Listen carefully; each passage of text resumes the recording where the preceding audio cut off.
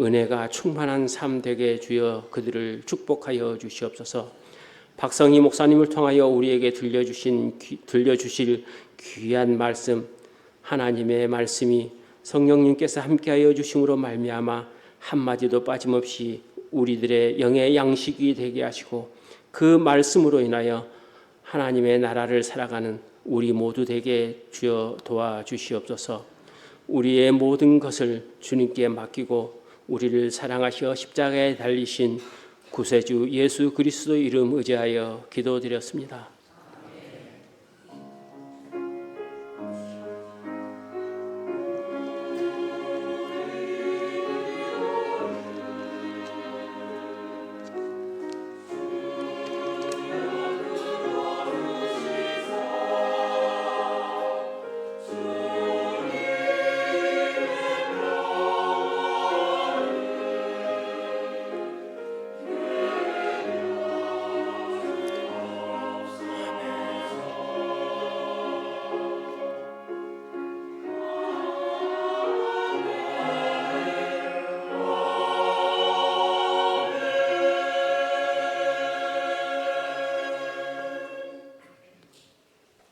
이 시간 우리에게 주신 하나님의 말씀은 신약성경 196쪽에 있는 요한복음 13장 1절 말씀입니다. 신약성경 요한복음 13장 1절 말씀 한 절이니까 우리 같이 봉독하도록 하겠습니다. 유월절 전에 예수께서 자기가 세상을 떠나 아버지께로 돌아가실 때가 이른 줄 아시고 세상에 있는 자기 사람들을 사랑하시되 끝까지 사랑하시니라. 아멘. 지난 주일 공동회에서 위임 목사로 청빙해 주셨습니다. 참 고맙습니다. 제가 지난 주에는 열심히 하겠다 말씀드렸는데 제가 곰곰이 생각해 보니까 그 말이 너무 상투적인 것 같고 또 진부합니다. 제 빈말이어서 그런 것이 아니라 제가 지금까지 항상 열심히 했거든요. 성실하지 않은 적이 없었습니다. 그래서 새롭게 다짐이랄 만한 것이 없었다 생각이 들어서 그러면 어떻게 무엇을 새롭게 결심하고 다짐하는 게 좋을 건가 또 그래야 되는가 한 주간 제가 곰곰이 생각해 봤는데요. 그러면서 다시 말씀드리는 것은 제가 더욱 사랑하겠습니다. 지금껏 그랬던 것처럼 전주 세안교회를 더욱 열심히 사랑하고 또 모든 성도님들 더욱 성실하게 사랑하도록 하겠습니다. 그 마음 가지고 한 주간 요한복음을 쭉 묵상해 왔는데요. 말씀들을 좀 나누도록 하겠습니다. 우리가 요한복음의 본론이라고 하면 크게 두 부분으로 나뉩니다. 1장부터 12장까지와 그리고 13장부터 20장까지입니다. 1장부터 12장까지에는 공생애 동안 있었던 예수님의 구체적인 활동을 기록하고 있습니다. 우리가 요한복음이라고 하면 7가지 표적을 떠올리실 텐데요. 이 7가지 표적이 다 12장 안쪽에 배치되어 있습니다. 그리고 13장부터 20장까지에서는 앞으로 예수님께서 겪으실 일들을 말씀하시는데 예수님이 십자가에 달려 죽으시는 일과 그래서 제자들에게 당부하는 말씀들을 기록하고 있습니다. 특히 이 요한복음에서 예수님의 죽음은 그냥 그렇게 슬프고 아프지만은 않습니다.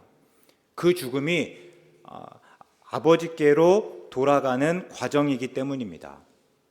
하나님께서 인간이 되셨다면 이제 다시 인간이 하나님께 되는 과정입니다. 우리 빌립보서 2장에서 바울의 표현을 빌면 예수님은 근본 하나님의 본체시나 하나님과 동등됨을 취할 것으로 여기지 아니하시고 우리와 같이 되셨습니다. 그런데 이제 그 예수님께서 다시 근본 하나님과 하나님의 본체가 되시고 하나님과 동등함을 취하는 일이 다름 아니라 죽음이다 하는 거예요. 특히 여기서 가장 중요한 부분은 13장부터 17장까지입니다. 우리가 소위 예수님의 고별 설교다 이렇게 이야기하는데 이 부분에서 제자들의 발을 씻기시고 또 예수님이 떠나셔야 하는 것을 말씀하시고 예수님이 떠나시면 성령이 오실 것을 예고하시고 또 남은 제자들을 위해서 기도해 주십니다. 그럴 때 본문은 이 본론의 두 번째 부분을 시작하는 서원과 같습니다.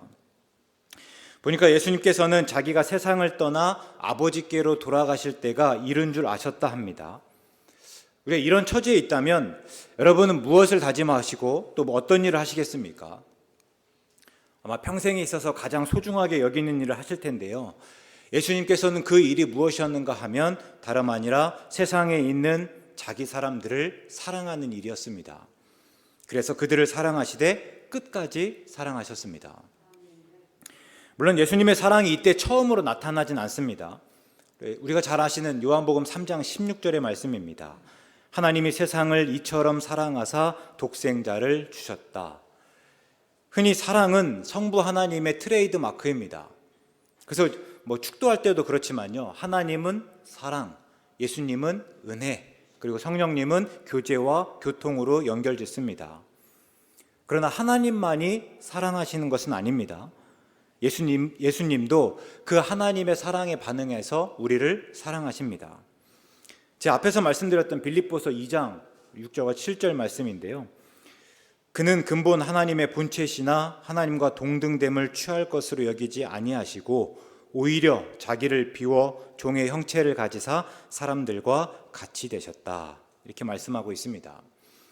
우리가 사랑에 대해서는 여러 가지로 정의하고 또 비유할 수 있습니다. 그 대표적으로는 고린도전서 13장의 말씀입니다. 사랑은 오래 참고, 또 사랑은 온유하며 시기하지 아니하며, 사랑은 자랑하지 아니하며 교만하지 않는다 하는 식입니다. 근데 제가 여기 하나를 더해 보면요, 사랑은 기꺼이 상대와 같이 되는 일입니다. 상대가 쓰는 말을 하고 상대의 생각과 행동과 삶의 방식을 그대로 받아들이고 그 수준이 되는 일이에요. 초기 선교사 연구서를 보다 보면요, 특별히 귀감이 되는 선교사님들이 있습니다. 바로 캐나다 선교사님들이세요. 물론 미국 선교사님도 많은 것들을 포기하시고 한국에 오셨습니다. 또 열심히 사역하셨지만 그분들은 철저하게 삶 따로 일 따로의 삶을 살기도 했습니다. 그래서 한국에서 미국의 중산층적 삶을 그대로 재현하고자 하셨습니다. 그래서 가장 좋은 곳에 선교사들이 모여 사는 특별한 지역을 만들었습니다. 우리가 한 번쯤 인천에도 있고 전주에도 있는 듯한데 이 차이나타운을 한번 떠올려 보면요, 중국 사람들이 이곳에 와서 자기네들의 방식으로 자기네들 모습 그대로 살아가지 않습니까? 그러니까 이 미국의 선교사님들이 그랬다는 거예요. 나름의 아메리칸 타운을 만들었습니다. 그곳에 가면 자기들이 살던 집과 똑같이 만들어 놓고 자기 집에서 늘 보았던 가구들을 들여다 놓고 양탄자를 깔아 놓고 그때 자기 집에서 살던 그 모습 그대로 사셨다 하는 것입니다. 게다가 그곳은요, 한국 사람들이 함부로 들어갈 수 없었습니다. 그러니까 외국인들이 모여 살면서 외국인들이 자체적으로 법과 규칙을 정해서 운영하였던 소위 말해 치외 법권 지역이었습니다.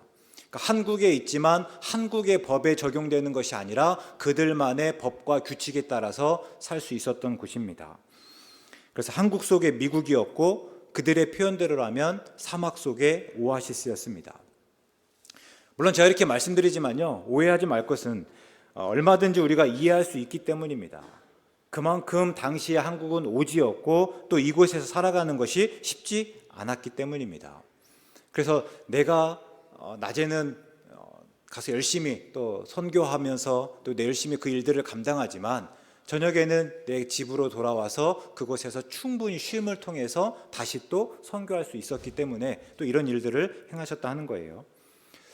근데 다만 제가 말씀드리고 싶은 거는요, 그 캐나다 선교사님들은 분명히 달랐다 하는 겁니다. 그분들은 한국 사람들의 삶에 그대로 녹아 들어가고자 누구보다도 애쓰셨습니다. 그러니까 자기들의 문화가 있지만 그 문화로 한국 사회를 바꾸고자 하는 어떤 시도도 의도도 없었습니다. 그러면서 한국에서 가장 험하고 또 인구 밀도가 적은 지역에서 주로 활동하셨고 한국인이 입는 옷을 그대로 입고 한국인이 먹는 밥과 반찬을 드시면서 생활하였습니다. 그러니까 말 그대로 한국인과 동화되고자 하셨다 하는 겁니다. 그래서 캐나다 선교사님들에 관한 글을 읽을 때면요, 더 감동적입니다. 그분들은 선교를 일이나 사명으로 여긴 것이 아니라 정말 한국을 그리고 한국 사람을 사랑하였구나라는 것들이 그냥 느껴지기 때문입니다. 근데 예수님께서 그러셨습니다. 예수님은 세상을 이처럼 사랑하신 하나님의 그 사랑 그대로 우리를 사랑하셔서 근본 하나님의 본체이시지만 하나님과 동등됨을 취할 것으로 여기지 아니하시고 오히려 자기를 비워 종의 형체를 가지사 우리와 같이 되셨습니다. 제가 처음에 새안교회 선보러 올 때 교회가 정해준 말씀이 바로 이 구절이었습니다. 제가 그때도 그랬거든요. 왜 이 구절을 주셨을까? 계속해서 가끔은 생각나요. 왜 이 구절로 설교하라고 말씀하셨을까? 이런 건데요. 그만큼 온 교회가 충분히 들었겠다 싶고 온 교회가 충분히 묵상했던 말씀이겠다라고만 생각하고 있는데, 이 구절은 묵상하면 묵상할수록 정말 말이 안 됩니다. 하나님이시고 태초부터 계시면서 천지를 창조하신 예수님이 그냥 창조물 중 하나인 사람과 같이 되셨습니다. 믿으십니까? 항상 첫 번째는 대답이 잘 안 나옵니다. 다시요. 하나님이시고 태초부터 계시면서 천지를 다 지으신 그 하나님께서 자신이 지은 창조물 중 하나인 우리와 같이 되셨다 하는 겁니다. 네, 다 아멘으로 믿으신다 말씀하셨는데, 근데 사실요, 기독교 역사에서 이게 많은 사람들에게 큰 걸림돌이 되었습니다. 우리가 흔히 성육신이라고 말하는데요, 무한하신 하나님이 유한한 사람이 되었다는 게 말이 안 된다 하는 거예요. 도저히 받아들일 수 없는 일이다 라고 생각했기 때문입니다. 아무리 상상력을 동원해 봐야 이해할 수 없다 하는 거예요. 설명할 수 없습니다. 그래서 그들은 성육신을 부정하거나 아니면 더 쉬운 내용으로 바꾸려고 계속해서 시도했습니다. 그리고 그러다가 이단으로 판정되곤 했습니다. 그럴 때 제가 가끔 그런 생각이 듭니다. 우리가 유독 잘 믿는 것인가? 다시요. 기독교 역사에서 수많은 사람들이 이 고백에 넘어져서 이단으로 판정되고 결국 교회를 떠나기도 했는데 우리는 너무도 잘 믿는 것인가? 그럼 우리에게 유독 신심이 좋은 것인가? 라는 생각들을 해봅니다. 아니면 우리가 그만큼 충분히 묵상하지 못했는가? 라는 생각들도 해보게 됩니다. 제가 이 구절과 관련해서 가끔 정승화 씨의 예를 듭니다.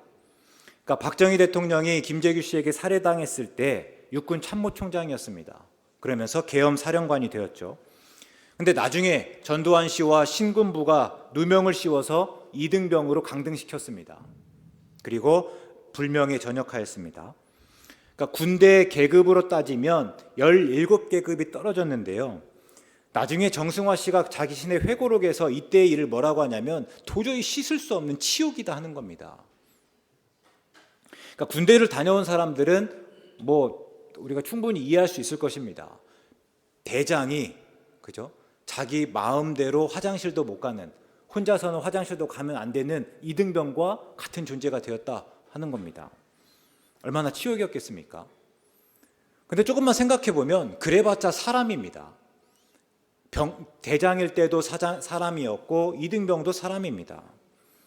그런데 하나님이 사람이 된다는 것은 어떨까요? 앞에서 말씀드렸지만 창조주가 창조물 중에 하나와 같이 된다는 것은 과연 어떻겠는가 하는 것입니다. 계급으로 따진다면 도대체 몇 계급일까요? 대장에서 이등병이 17계급이라고 했는데요. 하나님과 사람 사이에 계급이 있다면 도대체 몇 계급이 있을 것이고 또 그 몇 계급이 떨어진 것일까요? 우리가 과연 그 높이와 깊이를 헤아릴 수 있겠습니까? 제가 바라는 것은요, 이 물음에 좀 오래 머무시면 좋겠습니다. 왜 그런가 하면 그때에만 우리는 예수님의 사랑을 온전히 알 수 있기 때문입니다. 높이와 깊이를 말했으니까요, 한번 그걸로 말해보면 우리가 흔히 지위나 신분을 말할 때 높다는 표현을 씁니다. 앞에서 대장과 같은 사람이요, 높은 사람입니다. 근데 그 높은 사람이 자기의 몸과 마음을 낮춰서 기꺼이 보통 사람들과 같이 되고 또 그들을 존중한다고 하면요, 우리가 그것을 그 사람의 인격이라고 합니다. 그러니까 우리가 인격이라는 게 별게 아니에요. 내 자리가 여기 있는데요, 거기서 조금 내려와서 다른 사람들과 똑같이 되고 그 사람들을 존중해 주는 것, 그게 인격입니다. 그 길이가 인격이라고 할 때 우리가 인격이 크다 하는 것은요, 조금 더 높은 자리에서 내려오는 것일 수 있겠죠. 내가 더 많은 것들을 내어놓고 포기하면서 기꺼이 다른 사람들과 똑같은 자리에 머무는 것, 그것이 우리의 인격이 크다라고 말할 수 있을 것입니다. 근데 마찬가지예요. 그것을 성육신으로 말하면 예수님이 하나님과 본체시나 하나님과 동등됨을 취할 것으로 여기지 않고 우리와 같이 되신 것, 이것을 우리는 은혜라고 말합니다. 그리고 예수님이 우리와 같이 되시기 위해서 내려오신 그 높이와 깊이가 크면 클수록 우리는 은혜가 크다, 이렇게 고백하고 있습니다. 그러니까 우리가 그 높이와 깊이, 예수님께서 우리와 같이 되시기 위해서 내려오신 그 길이만큼이 다름 아니라 우리가 깨닫는 예수님의 은혜다 하는 거예요. 근데 그것만이 은혜가 아닙니다. 예수님은 우리를 위해 죽으셨고 우리는 예수님을 믿음으로 신분이 바뀌었습니다. 죄인이 의인이 되었고 더 나아가서 하나님의 자녀가 되었습니다. 하나님의 자녀가 되었다는 것은요, 예수님께서 내려오신 그 높이와 깊이만큼 우리가 올라섰다는 겁니다. 하나님의 아들 예수님이시잖아요.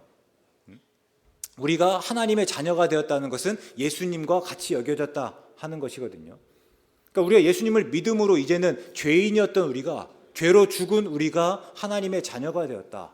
이제는 그 높이와 깊이만큼 하나님께서 우리를 끌어올려 주셨다 하는 것입니다. 그렇기 때문에 우리는 그 높이와 깊이가 얼만큼을지를 헤아림을 통해서 예수님의 은혜를 깨달을 수 있다 하는 거예요. 근데 이 은혜는요, 또 사랑으로 바꾸어 말할 수 있습니다.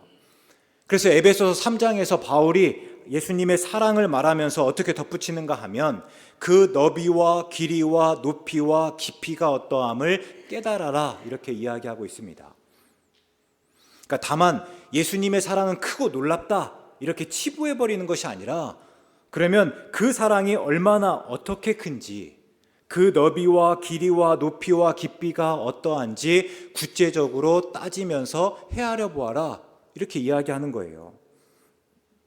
왜 그런가 하면 그때 우리는 비로소 그 사랑이 얼마나 큰지를 알 수 있기 때문입니다. 이런 식이에요. 얼마 전에 의성 산불로 큰 피해를 입었습니다.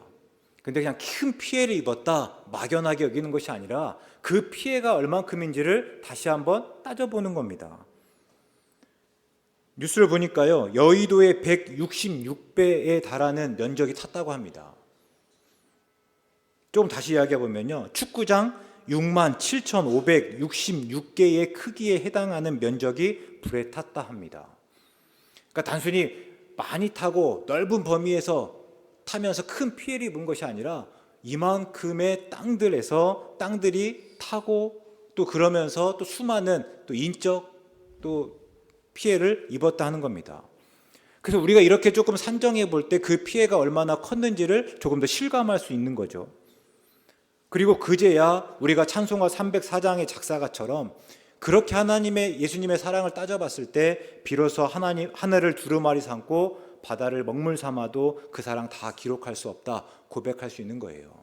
단순히 커서가 아니라 내가 그 사랑을 어떻게든지 간에 표현해보고 어떻게든지 간에 그 사랑 깨달으려고 애쓰는 가운데, 야, 그 정도 사랑이라면 내가 하늘을 두루마리 삼고 바다 먹물 삼아도 그 사랑 다 기록할 수 없다, 이런 고백들이 나오는 거죠. 이게 요한복음에 나타난 예수님의 사랑입니다. 그리고 본문은 특별히 참 사람이 되신 예수님의 사랑입니다. 먼저 예수님께서 사랑하시기로 작정한 때를 보니까 유월절 전, 곧 예수님이 세상을 떠나 아버지께로 돌아가실 때가 이른 때입니다. 우리가 그런데요, 평안할 때면 괜찮습니다. 그런데 지금은 예수님께서 누구를 걱정하실 때가 아니에요. 당장 내가 고난을 받아야 하고 죽어야 되고, 그래서 굳이 말한다면 내가 사랑할 것이 아니라 사랑받아야 할 때입니다. 그런데 그때 예수님께서 사랑하시기로 작정하셨습니다. 다음으로 예수님이 사랑하시기로 작정한 사람들이 누군가 보니까 자기 사람들이다 합니다. 그동안 예수님을 따랐고 예수님과 함께한 사람들입니다. 물론 사랑해야 될 사람이고 사랑받아 마땅한 사람들입니다. 그런데 지금 예수님은요, 앞으로 어떤 일이 일어나실지를 누구보다도 잘 아십니다. 특히 예수님이 사랑하시겠다고 작정하신 그 사람들이 자신을 어떻게 대하실지를 잘 안다 하는 거예요. 그래서 13장 후반에 가면 예수님은 제자 중 하나가 자신을 팔리라고 말씀하셨습니다. 근데 그렇게 말씀하실 때 예수님의 심정이 어땠는지를 요한이 이렇게 기록하는데 21절에서 보시면요, 심령이 괴로워 증언하였다 합니다. 그러니까 제게는 그 말씀이 어떻게 읽히는가 하면 예수님께서는 그 일들을 말하고 싶지 않았지만 너무 괴로워서 말하지 않을 수 없었다 하는 거예요.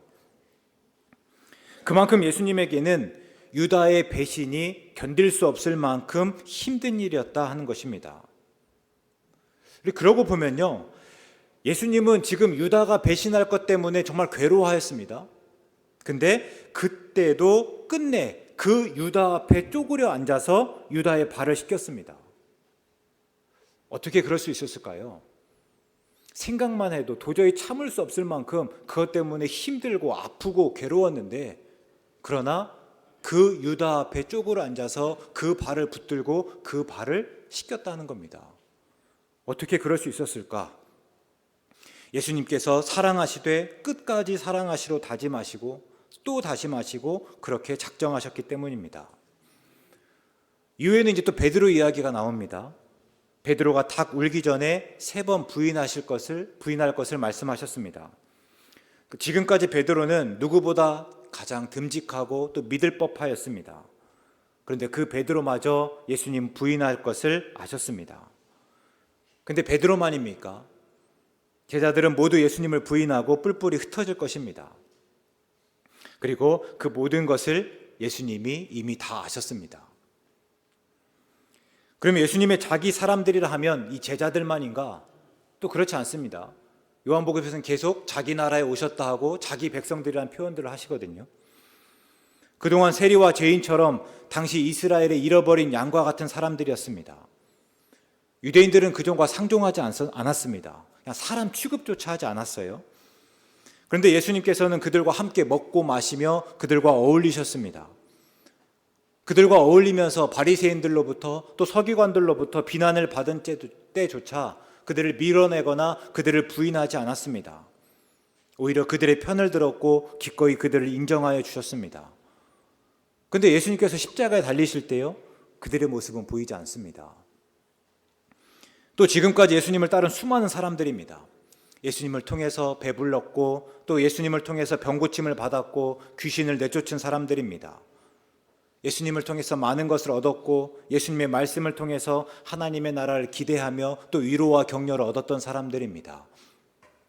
그러나 더 이상 예수님을 통해서 얻을 것이 없다 여겨지자 미련 없이 예수님을 다 떠났습니다. 예수님이 예루살렘에 입성하실 때 종려나무 가지를 흔들며 맞았던 사람들은 어떻습니까? 예수님이 잡히자 곧 태세를 바꾸어서 이제 예수님을 못 박으라고 소리쳤습니다. 명절에는 무리의 청원대로 죄수 한 사람을 놓아주는 전례가 있었지만 그 사람들은 끝내 예수님의 이름을 말하지 않았습니다.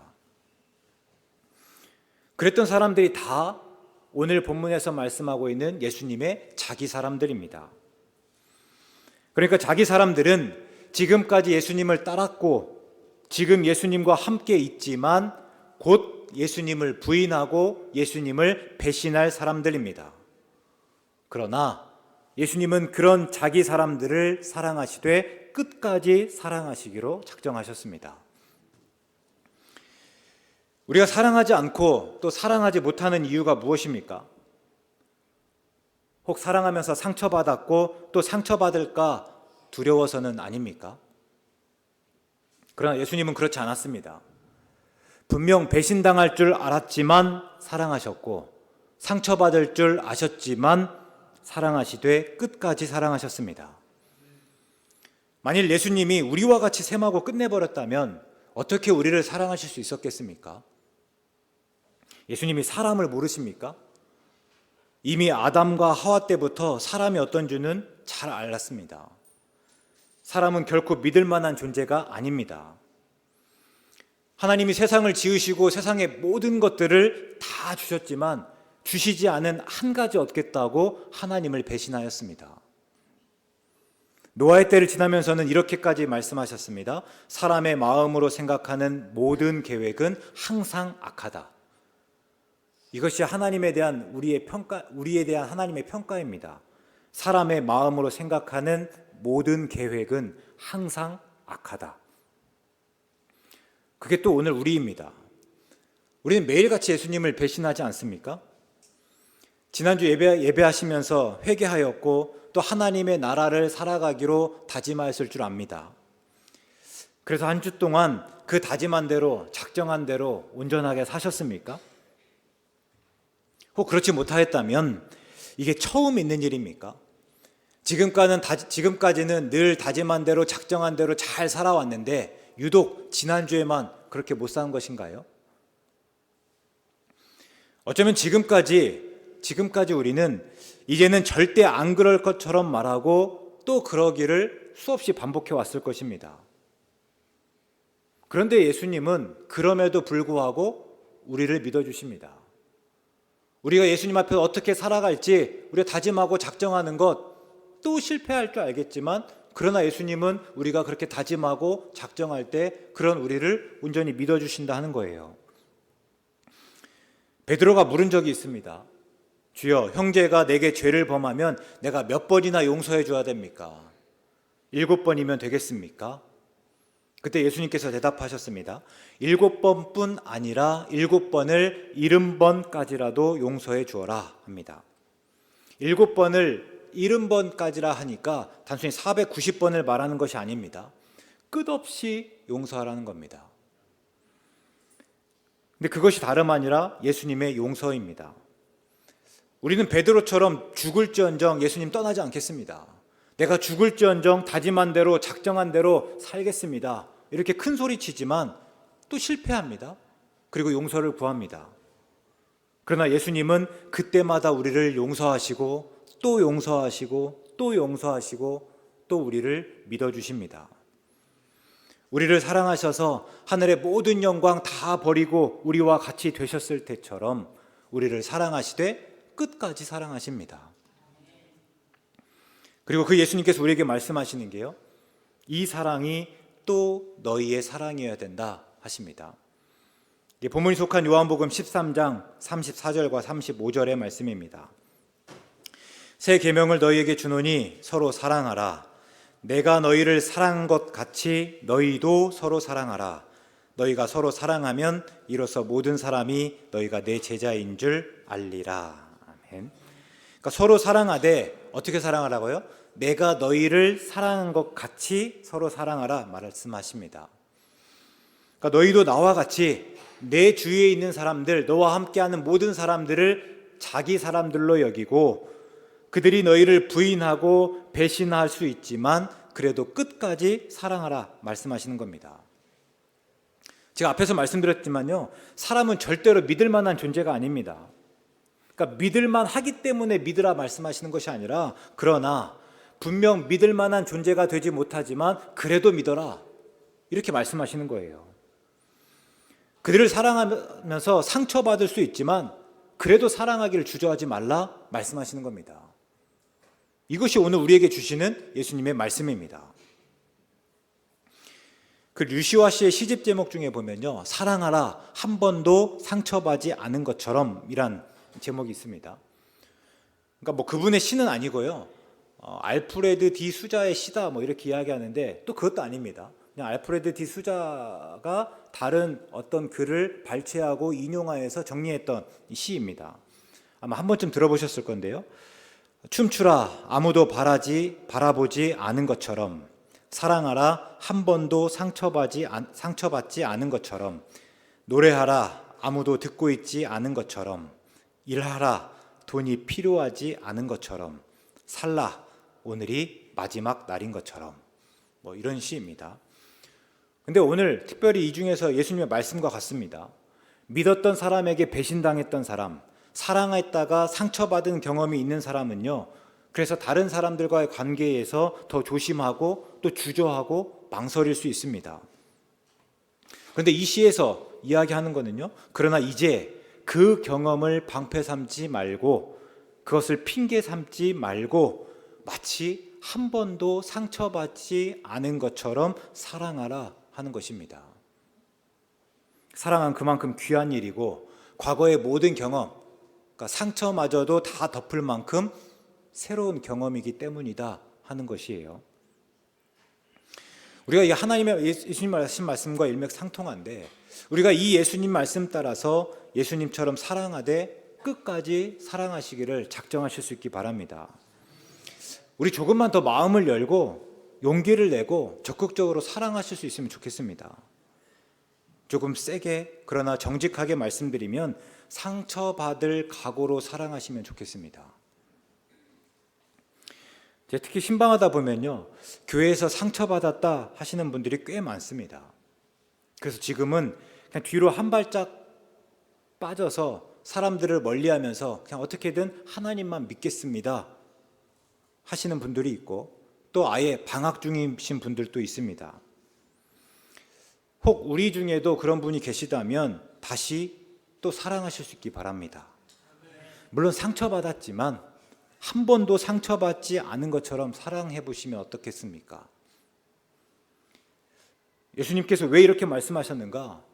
결국 그 사랑이 하나님의 나라를 이루기 때문입니다. 결국 그 사랑으로 하나님의 나라가 경험되기 때문입니다. 그리고 마지막에 온전하게 임하는 그 하나님의 나라는 바로 그 사랑으로, 사랑의 법에 따라 움직여지는 나라이기 때문입니다. 제가 한 주간 예수님의 작정을 곰곰이 새겨보았습니다. 목회를 하다 보면요, 오해받을 때가 참 많습니다. 하지 않은 말인데 한 것처럼 이야기되기도 하고, 또 가장 믿었던 사람에게 또 어떤 식으로든 간에 배신을 당합니다. 지금까지 겪어보니 정말 그렇더라고요. 그래서 어떤 목사님들은 충고해 주시는데요, 교인 너무 믿지 말라는 겁니다. 그러니까 교인들과 너무 친하게 지내지 말라 하시는 말씀들이었습니다. 맞아요, 일리가 있습니다. 그동안 경험에 비춰보면 그것이 현명할지도 모르겠습니다. 그런데 아무리 생각해봐도 그럴 수 없는 것이, 목회를 하지만 사랑하지 않을 수 있습니까? 사랑하지만 믿지 않을 수 있습니까? 사랑하면서 친하지 않을 수 있습니까? 그래서 분명 앞에서 일러주신 말씀도 분명 맞는 말이긴 한데요, 아무리 생각해봐도 그렇게는 안 되는 것 같아요. 목회를 안 하면 안 했지 목회를 하는 한 그것은 아니겠다라는 생각이 듭니다. 다시 한번 그 말씀들을 떠올리면서 기꺼이 상처받을 각오로 믿고 사랑하겠다 다짐해 보았습니다. 바라기는요, 우리 여기 계신 여러분들도 동일하게 작정해 주시면 좋겠습니다. 상처 때문에 혹은 상처받기를 두려워하며 사랑하기를 주저하지 마시고 사랑하시되 끝까지 사랑하시면 좋겠습니다. 제게 그렇게 해주시고 또 서로가 서로에게 그렇게 하시면 좋겠습니다. 우리가 꼭 기억해야 될 것은요, 한 교회를 섬기는 우리는 서로가 서로에게 자기 사람들입니다. 비록 배신하고 상처 줄 수 있지만 다시 용서하고 사랑해야 할 사람들입니다. 그것이 우리가 믿고 좇는 예수님의 명령이고 그것이 예수님의 제자인 우리의 마땅한 도리입니다. 그래서 우리가 예수님의 사랑을 조차 서로 사랑하실 수 있기를, 서로가 자기 사람들이 되어서 사랑하되 끝까지 사랑하기로 다짐하고 작정하고 또 실제로 그렇게 사랑하시는 우리 모두 되시기를 주의 이름으로 축원합니다. 하나님, 예수님의 사랑은 너무 크고 놀라워서 우리가 감히 조칠 수 없습니다. 그러나 우리에게 예수님이 사랑하신 대로 사랑하라 하셨고 그것이 예수님의 제자된 우리의 마땅한 태도라고 하셨으니 우리가 애써 따르겠습니다. 우리를 도와주시옵소서. 그래서 우리도 예수님처럼 사랑하되 끝까지 사랑하며 살아갈 수 있도록 인도하여 주시옵소서. 예수님의 이름으로 기도드립니다. 아멘.